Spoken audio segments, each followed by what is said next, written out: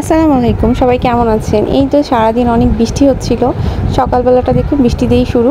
তাই ভাবলাম ভিডিও করে নিই আর আপনাদের সাথে শেয়ার করি। সবাই কেমন আছেন? আমরা আলহামদুলিল্লাহ অনেক ভালো আছি। আজকে ছোট্ট একটি ব্লগ নিয়ে আসছি আপনাদের কাছে।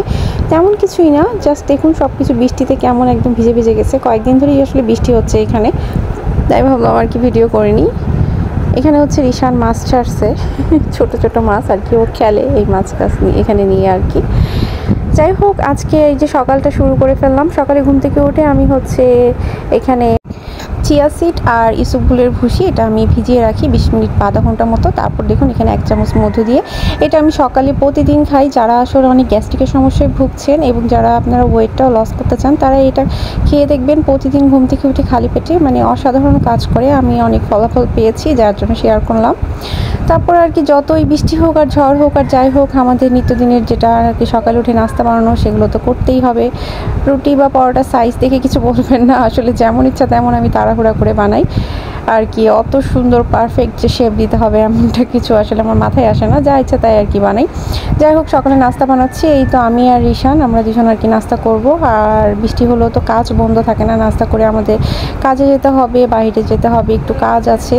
তাই ভাবলাম যে আর কি ভিডিও করতে করতে আপনার সাথে গল্প করি আর শেয়ার করি, আর এদিকে নাস্তা বানাই।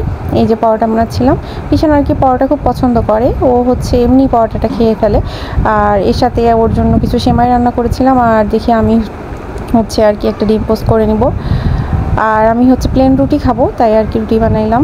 ঝটপট আর কি সহজে যেটা করা যায়, কারণ কাজে যেতে হবে, বাইরে আর কি একটু কাজ আছে, তাই আর কি। যাই হোক, আপনাদের দিনকাল কেমন যাচ্ছে, বৃষ্টির দিনে কেমন কাটছে, বা সব মিলে আপনারা কেমন আছেন, সব কিছু অবশ্যই কমেন্টে জানাবেন। ভিডিওটি ভালো লাগলে অবশ্যই একটি লাইক দিবেন এবং পাশে থেকে বেল বাটনে অল ক্লিক করে রাখবেন।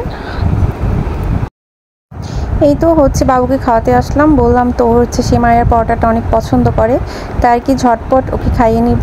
খাইয়ে হচ্ছে আজকে যেহেতু বৃষ্টি হচ্ছে, চিন্তা করেছি যে আজকে হচ্ছে খিচুড়ি রান্না করব।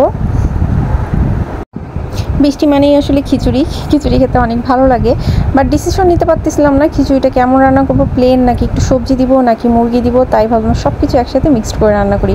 এদিকে দেখুন মুরগির মাংসও দিয়েছি, সবজিও দিয়েছি, তার মধ্যে হচ্ছে ডালও দিব। সব কিছু দিয়ে দেখুন একে একে মশলা দিয়ে আমি এগুলো ভুনিয়ে নিচ্ছি। আর এই যে দেখুন চালটাও ধুয়ে রেখেছিলাম, চাল আর ডাল সেগুলো দিয়ে দিব। এটা হচ্ছে ঝটপট আর কি, সব কিছু একবারে দিয়ে খিচুড়িটা তৈরি করে দেখেন, খেতে কিন্তু অনেক ভালো লাগে। আমি আর কি খুব ঝামেলাবিহীন ছাড়াই আর কি ঝটপটে খিচুড়িটা রান্না করে থাকি। আপনারা বাসায় ট্রাই করে দেখতে পারেন, খেতে কিন্তু অনেক ভালো লাগবে। আর বৃষ্টি মানেই তো খিচুড়ি, তাই না? খিচুড়ি খেতে কিন্তু আসলেই অসাধারণ লাগে, তাই আর কি আজকে খিচুড়ি রান্না করছি। যাই হোক, আমার ভিডিও আপনাদের কাছে কেমন লাগে, ভালো লাগলে অবশ্যই কমেন্টে জানাবেন, কারণ আপনাদের মূল্যবান মতামত আমার কাছে অনেক দামি এবং আমাকে আরও অনুপ্রেরণা জাগাবে সামনে আরও নতুন নতুন ব্লগ করার জন্য। আসলে রেগুলার ব্লগ দেওয়ার অনেক ট্রাই করি, বাট হয়ে ওঠে না ব্যস্ততার কারণে। তারপরেও চেষ্টা করব যে আমি আসলে রেগুলার আপনাদের কাছে ব্লগ দেওয়ার জন্য।